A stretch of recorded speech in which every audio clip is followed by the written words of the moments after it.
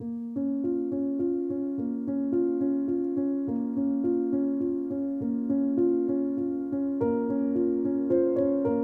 coisa, quanto tempo tu tá atuando na profissão? Estou há 15 anos no jornalismo. Eu atuo na área há 9 anos. Eu tenho aí 7 anos trabalhando. Estou há mais de 30 anos já. Eu tô na profissão tem uns 2 anos aí, né? Eu fui pra frente do vídeo em 2004. Então é de 2004 pra cá, faz as contas aí. O jornalismo, como eu entrei nesse mundo, eu nem sei exatamente explicar. Por que o jornalismo? Assim, eu sempre gostei da área. Contar histórias foi o que me atraiu bastante. É aquela clássica do jornalismo me escolheu. Cara, jornalismo por amor, sim, mas jornalismo também porque eu amo muito essa profissão. Com jornalismo, eu me identifiquei, é o que eu gosto de fazer. Eu me dediquei a fazer o melhor ou da melhor maneira possível. Eu acho o jornalismo uma grande missão e foi isso que me levou a essa nossa profissão. Tu escolheu o jornalismo ou o jornalismo te escolheu? Eu acho que o jornalismo me escolheu desde sempre. Eu não sei fazer outra coisa, eu só sei ser jornalista. Não tenho motivo para eu ter começado. Foi algo que eu comecei a fazer e fui aprendendo e continuo aprendendo. Em Manaus, como já informamos aqui no JR, morreu hoje o primeiro paciente com coronavírus na região norte do Brasil. Neste hospital em Manaus, ambulâncias chegam a todo momento. Na porta da emergência, que recebe exclusivamente pacientes com sintomas de Covid-19, uma fila de macas. A situação hoje de Manaus a curva está muito próxima da nossa linha de atendimento. Nós chegamos num ponto em que, se nós não tomarmos uma medida, o número de casos vai ultrapassar nossa capacidade de atendimento. E um levantamento da Fundação Oswaldo Cruz Amazônia revelou que as mortes causadas pelo novo coronavírus em Manaus aumentaram 73% entre os dias 5 e 11 de agosto em relação às semanas anteriores.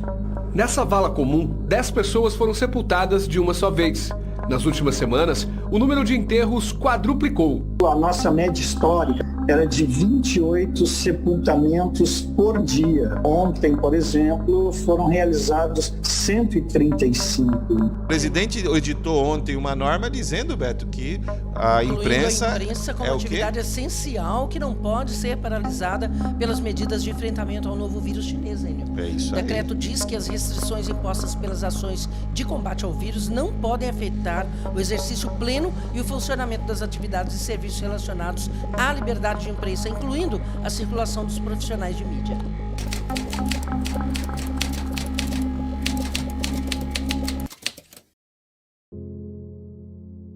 Como é que tem sido a produção de conteúdo? Qual a diferença da produção de conteúdo agora na pandemia, principalmente no pico, e diante? Todos os dias nós ficamos trabalhando em um regime de plantão. Então eu chegava aqui na redação por volta de 3 da manhã e quando nós chegávamos aqui, a gente começava a dividir para onde iam as equipes de reportagem. E sempre nós colocávamos em pontos estratégicos, né? Hospital de campanha, hospital X, hospital Y, vamos fazer assim, porque era certeza que a gente ia trazer algum material. Chega a ser um pouco pesado falar isso, eu particularmente acho, porque você sabe que você está mandando porque vai ter um material e vai ser pesado. Mas era algo que a gente precisava acompanhar, até porque nós conseguimos ajudar muitas famílias, nós conseguimos pegar muitas histórias, até de pessoas voluntárias que estavam ali se solidarizando com os familiares, mas não é uma coisa fácil de cobrir, então ficava muito aquela situação do tipo, eu preciso jornalisticamente fazer isso. E ao mesmo tempo, que dor fazer isso. A pandemia veio para dar um grande chacoalhão em todo mundo e em todo profissional. Na nossa área não foi diferente e a gente não parou em nenhum momento. Todo mundo viveu a mesma situação, do medo. Todo mundo tinha medo, né? Nós, jornalistas, também, mas nós viemos trabalhar com medo. Durante a pandemia, devido a esse rodízio para que as pessoas não pudessem se contaminar, eu acabei rodando entre os jornais. Então, saindo do esporte, fui fazer externa para Jornal do Amazonas primeira edição, Bom Dia Amazônia. E para mim foi algo legal, porque eu tentava mostrar para as pessoas como é que estava o mundo, como é que as pessoas estavam vivendo em meio à pandemia, superando os desafios, enfrentando eles, batendo de frente, muitas vezes sofrendo com isso, mas sempre buscando vencer na vida de alguma forma, retornar ao dia a dia que era, mesmo que seja muito difícil e impossível durante uma pandemia. As pessoas em casa, amedrontadas com um desconhecido, com uma nova doença, precisavam saber o que estava acontecendo. Elas precisavam ser munidas de informação sobre o que estava se passando em volta. Então a gente precisava estar aqui. Então a gente veio com medo. E a pandemia fez com que todo mundo se reinventasse. A gente passou a utilizar mais, por exemplo, a tecnologia. Então, a usar mais disso que a gente já conhecia, mas que não era o nosso processo normal. Hoje é muito normal uma entrevista ser feita por uma chamada de vídeo. Antes não. Antes a gente não tinha como nosso padrão. E tudo isso mudou. Eu fui contratada aqui na TV no meio da pandemia, em abril, foi no pico assim, e eu fiquei chocada porque estava tudo totalmente diferente. A gente estava fazendo matéria só por Skype, Zoom e qualquer outra plataforma digital, até por videochamada de WhatsApp a gente estava fazendo. Então isso foi uma diferença muito grande e mesmo, digamos que tendo amenizado a situação da pandemia, a gente ainda utiliza desses recursos. Então acho que foi uma coisa que veio para ficar mesmo. Essa questão de entrevista por videochamada, vídeos assim, entrar ao vivo em um programa, a própria pessoa, o próprio personagem se produzir, eu acho que é uma coisa que veio mesmo pra ficar e que também ajudou muito aqui a gente. É ligação, é pedir pro entrevistado mandar uma sonora. Manda uma sonora, porque eu não tenho como te ligar, eu não tô no estúdio pra gravar a sua entrevista. Então me manda uma sonora via rede social, via WhatsApp, que eu coloco a sua sonora ao vivo, no rádio. Ah, mas como é que eu vou cortar essa sonora? Porque a sonora vem em 2 minutos. A gente não coloca a sonora em rádio 2 minutos. Eu tenho que chamar a sonora. Então, o que eu faço? Ou eu edito no meu celular, ou eu mando pra algum técnico de rádio editar, que era o que a gente fazia basicamente. Edita aí, o cara editava, falava, corta de 1 minuto e 20 até 1 minuto e 40. E aí depois a pessoa enviava para mim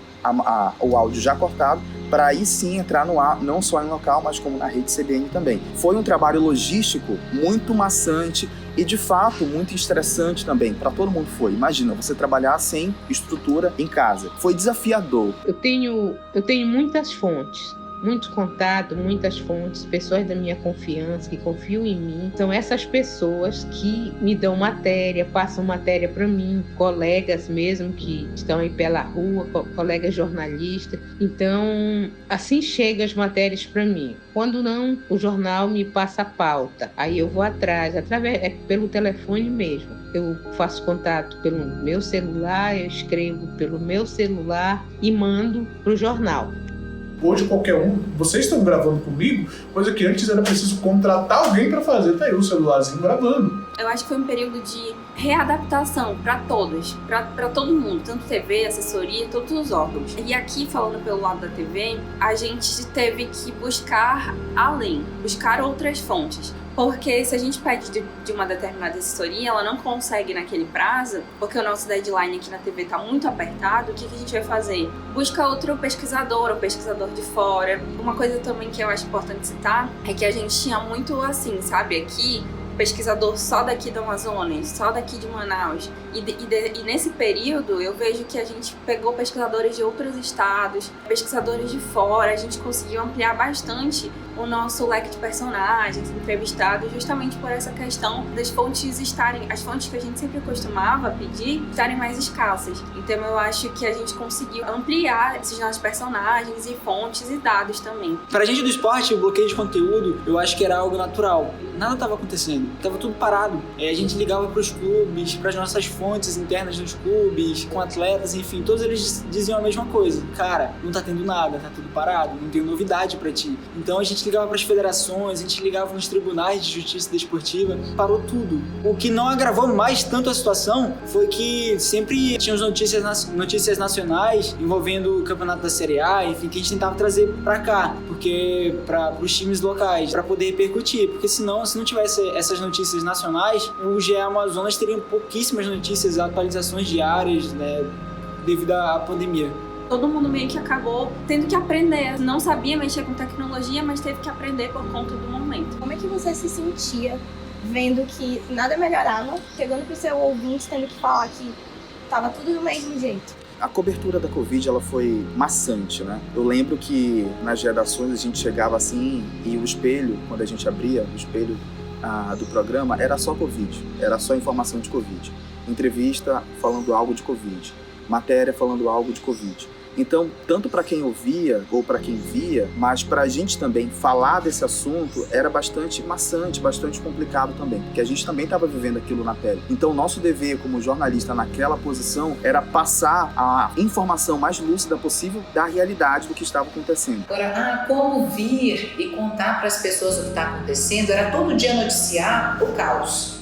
A gente não tinha uma boa notícia para dar, né? E muita gente falava assim: desliga um pouco. Mas, gente, a gente precisa saber o que está acontecendo, a gente precisa ser realista. O que está acontecendo? É isso? Então a gente vai ter que falar isso. Infelizmente é a realidade. Infelizmente tem pessoas morrendo. Infelizmente as pessoas não estão se cuidando adequadamente, o número de casos está aumentando. Foi uma cobertura maçante, difícil, mas ao mesmo tempo necessária. E assim como nós víamos pessoas chorando na porta do hospital, nós víamos em outros pontos da cidade pessoas vivendo normalmente, como se nada tivesse acontecendo, né? A pandemia é uma coisa da mídia, a pandemia, a TV quer que a gente acredite que tem pandemia, mas não é. O jornalismo, ele não cria informações, ele não vai desenvolver, vamos aqui criar uma informação, a gente relata o cotidiano, os fatos, o que está acontecendo. E mesmo assim, relatando tudo que estava acontecendo nos hospitais, na cidade, nos cemitérios, como chegou até superlotação, de precisar fazer em covas. Outro lado da cidade, outras pessoas viviam normalmente. Então a gente tinha que de fato passar a informação, só que a gente não tinha boas notícias para dar. Agora, o jornalista também é um ser humano. Então, por vezes a gente chorou junto, a gente se segurou no ar para não cair uma lágrima e a gente se envolveu. Não teve como não se envolver com as histórias que a gente contou durante a pandemia. Eu não sei te definir, sabe? Eu não sei onde começa o profissional e termina o profissional e começa o pessoal. Eu não consigo distinguir isso de uma maneira muito clara. E diante de uma tragédia assim, sinceramente, não dá para dividir. São notícias pesadas, são notícias delicadas, são notícias que envolvem familiares. Pessoas que às vezes você nem conhece, mas pela empatia, pelo jornalismo, por tratar de assuntos tão delicados, mortes, doenças, sabe? São coisas tão delicadas que você acaba tendo, em alguns momentos, uma dificuldade até de separar o seu lado emocional do profissional.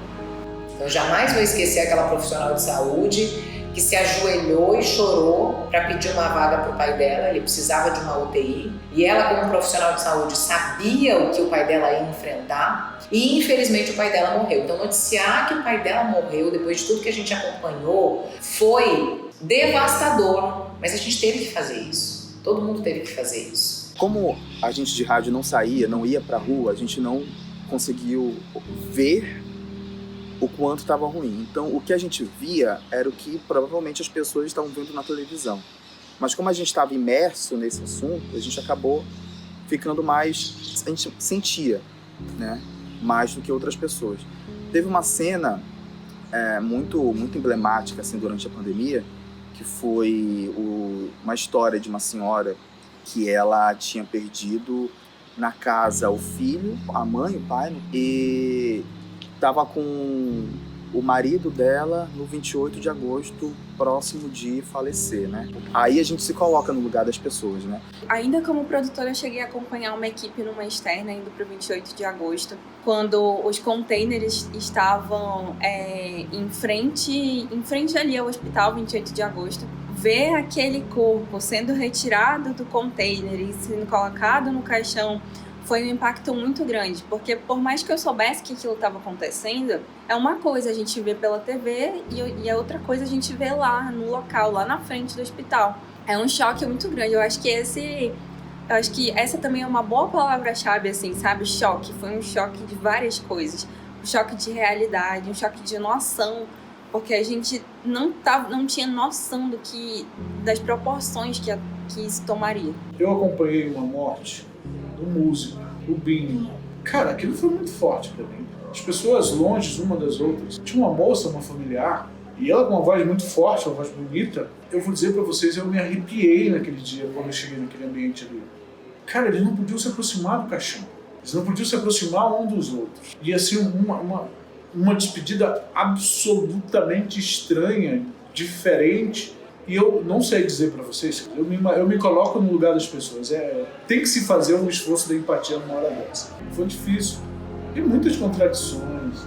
O pessoal da funerária, eu não sei se eram funcionários do hospital ou se eram da funerária, estavam todo mundo equipado, com máscara, com luva, um negócio de plástico por cima da roupa.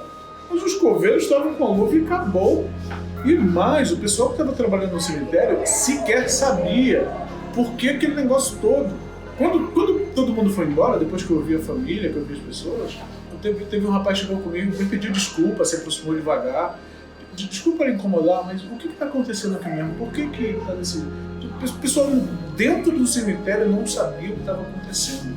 Um dos momentos mais marcantes na pandemia que eu me envolvi muito, tive dificuldade, ali eu vi que eu tive dificuldade de editar, colocar o material no ar sem sentir, não é que a gente não sinta nada, mas sem conseguir separar naquele momento, foi esse momento que eu vi o vídeo daquela senhora que ela já, infelizmente, já tinha falecido e a família estava desesperada, batendo na porta do hospital de campanha, o filho dela chorando. E até hoje, quando eu lembro, é algo que me parte o coração, porque quem já esteve dentro de um hospital público aqui em Manaus sabe a dificuldade que é, né? Sabe que, infelizmente, a saúde no nosso estado, ela deixa a desejar. E não tinha como editar e exibir aquele material sem você se envolver, sem você chorar. Quando eu via as imagens do cemitério Parque Tarumã, Nossa Senhora de Aparecida, com aquelas escavadeiras abrindo covas coletivas. No dia seguinte, aquelas imagens de centenas de cruzes, né, de sepultura, aquelas cruzes que foram fotografadas. Eu fiquei abalada. Até agora, eu não gosto de ver aquela imagem, né, da abertura de covas coletivas. Eu não gosto de ver. E tem muita coisa marcante. Um outro momento, assim, eu vou falar e aí vocês, quem está assistindo, pensa. Eu estava no saguão do Delfina, acompanhando o avô da minha esposa, estava internado. E quando foi pro Delfina, veio aquela preocupação: poxa, muita gente não está saindo com vida do Delfina. E numa dessas estadas, no saguão daquele atendimento específico para Covid, eu me lembro de um senhor que trabalha na portaria lá, que chegou lá na frente, chamou vários nomes. Fulano de tal, nome dos familiares. E no fim ele dizia: a funerária fulano de tal tá chamando vocês. Cara, aquilo não tem como não ser impactado diante de um negócio desse. Eu via muitas pessoas fazendo festas e não respeitando e fazendo aglomerações. E eu me perguntava, tem clima para fazer festa? Por mais que não tenha ninguém muito próximo a mim, até aquele momento não tinha, doente, eu tenho clima para fazer festa? Para burlar um decreto governamental e para comemorar o quê? Sendo que tem tantas pessoas morrendo, tantas pessoas que não têm nem a oportunidade de fazer um tratamento porque não tem vaga numa UTI. E eu me incomodava com as pessoas que de fato não estavam respeitando a dor do outro. Em determinado momento, o meu sogro foi acometido pela doença, ele teve 50% do pulmão comprometido, então nós vivemos um pouco dessa dor também. Ele ficou dias e dias internado, felizmente não precisou ser entubado, mas dá medo de você perder ainda pessoas mais próximas. Vou contar uma situação. Quando a gente estava aqui na TV, uma colega abriu uma pasta.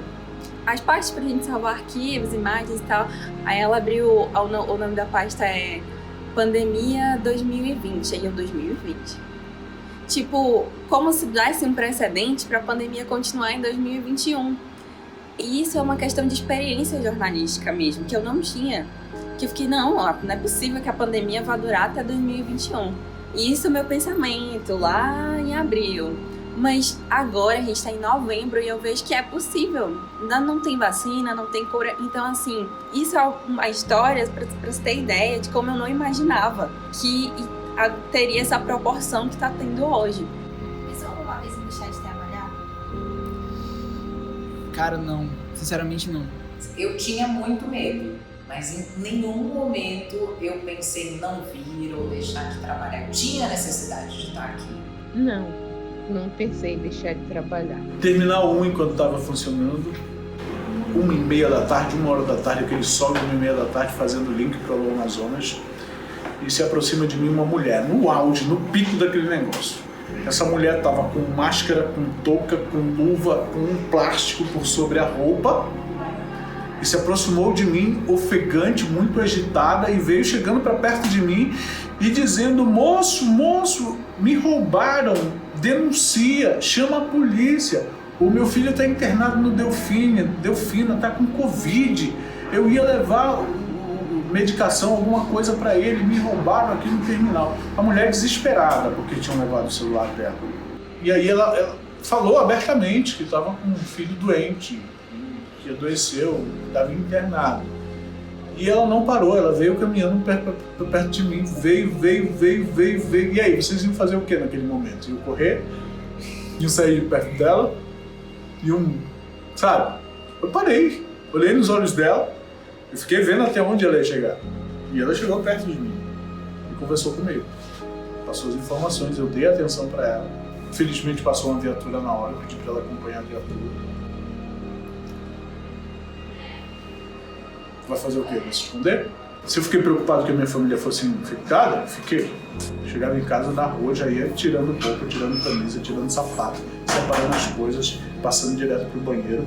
Que eu adoeci, mas eu não pensei em momento nenhum em parar ou deixar de fazer ou alguma coisa assim, não. Eu vejo muito que a gente tem um papel social muito importante. Então eu acho que o papel que todo jornalista, todo cinegrafista, todo mundo que trabalha em veículo de comunicação, ele exerce um papel muito importante. Porque se a gente deixar de trabalhar, a gente deixar de informar, vai ter muita coisa errada acontecendo no mundo. Me mandaram para frente da Caixa Econômica lá da linha circular da Altair Mirim.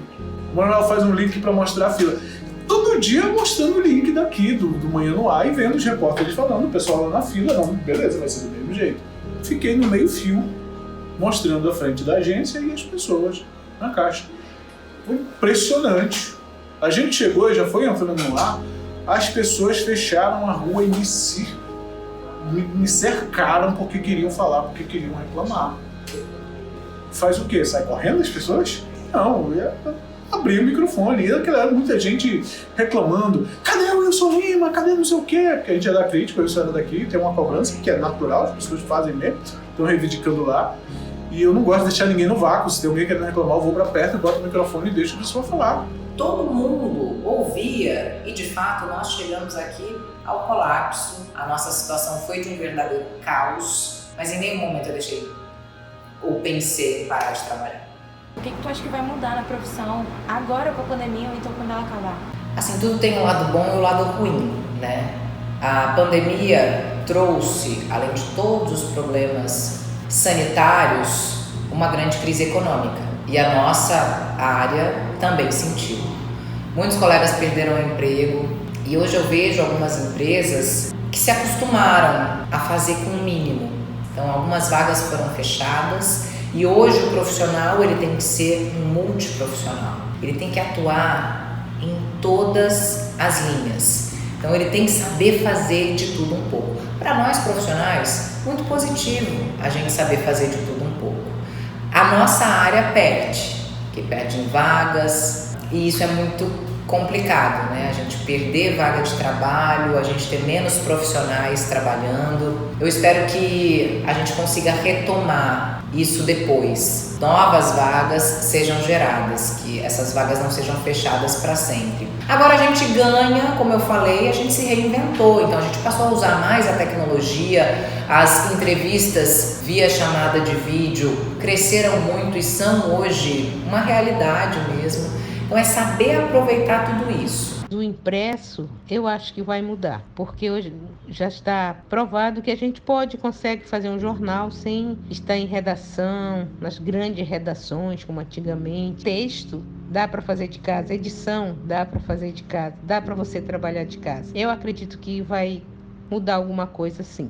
Mesmo jornalismo, mas a forma como fazer esse jornalismo. Que eu consigo ver que vai ficar mais essa questão do formato das entrevistas e também como o público nos assiste. Agora o público, eu acho que ele está muito mais assistindo muito mais a gente pelo celular, pela internet. Está muito mais atento ao que está acontecendo, porque mais gente começou a ter acesso a essas tecnologias, pessoas que não tinham esse acesso antes. Então eu acho que esses são os pontos que eu acho que vai ficar mais assim. O jornalismo enfrenta transformações profundas. Não o jornalismo em si, a maneira de difundir conteúdos. O jornalista precisa se reinventar para continuar fazendo a atividade dele. O que você acha que mudou dentro de você? Não como profissional, mas como pessoa. O que mudou em mim?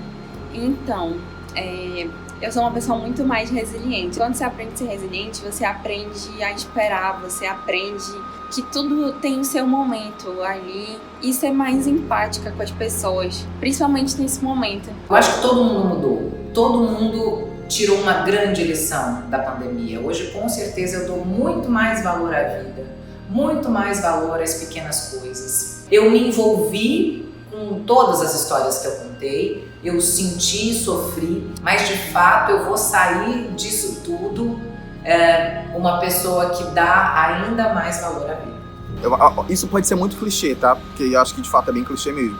Mas eu acho que a forma de enxergar pessoas e de se colocar no lugar das pessoas, e a gente na verdade entender que cada pessoa tem sua história, que cada pessoa é um mundo e que você tem que respeitar esse mundo da pessoa e que você tem que seguir com todas as desavenças possíveis. Eu tive que ser muito mais empática, entender muito mais de pessoas, e eu acho que com isso eu aprendi a ser muito mais resiliente, aprender a esperar, a conviver melhor. Então que essa pandemia me trouxe mais reflexão no tipo, ei, senta aí, você não é ninguém, segue tua vida, porque você tem que estar bem de saúde, sua família tem que estar bem de saúde, é isso que importa. Eu acho que tanto o lado profissional quanto pessoal, nesse sentido de baixar a bola e ficar mais tranquilo, e fazer trabalho de forma tranquila e pensar nas pessoas, eu acho que esse foi o grande ponto para mim.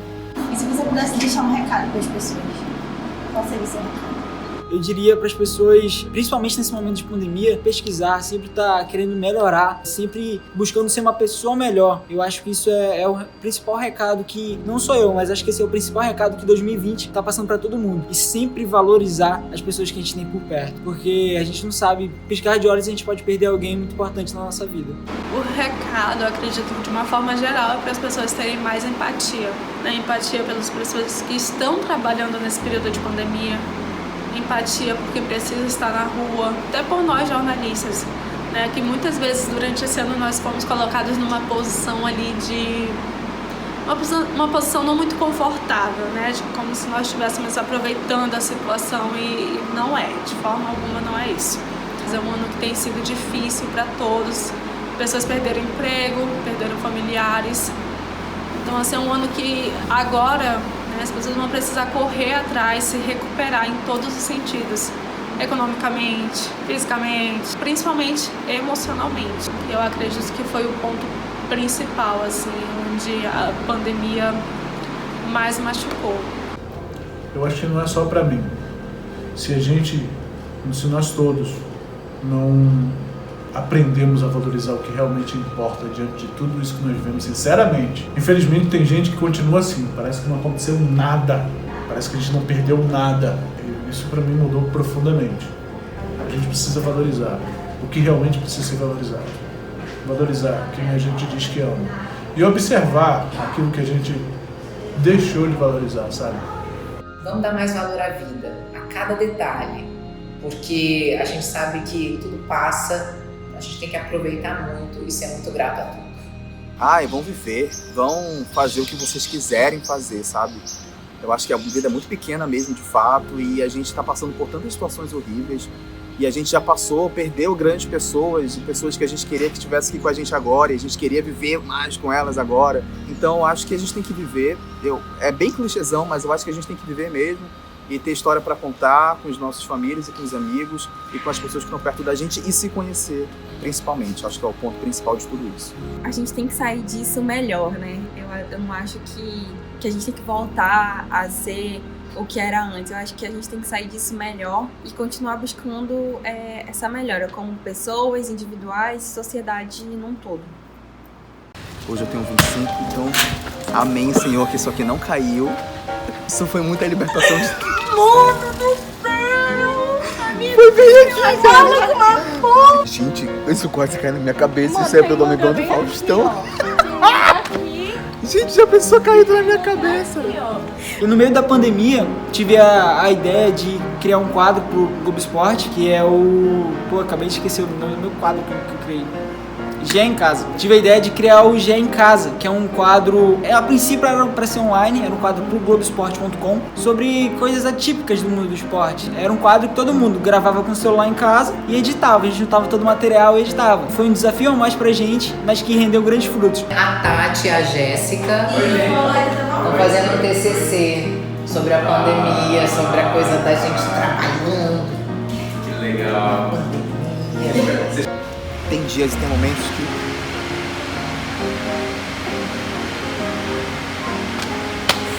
Isso não estava no script, mas a gente pode retomar um corte. Tava tão legal.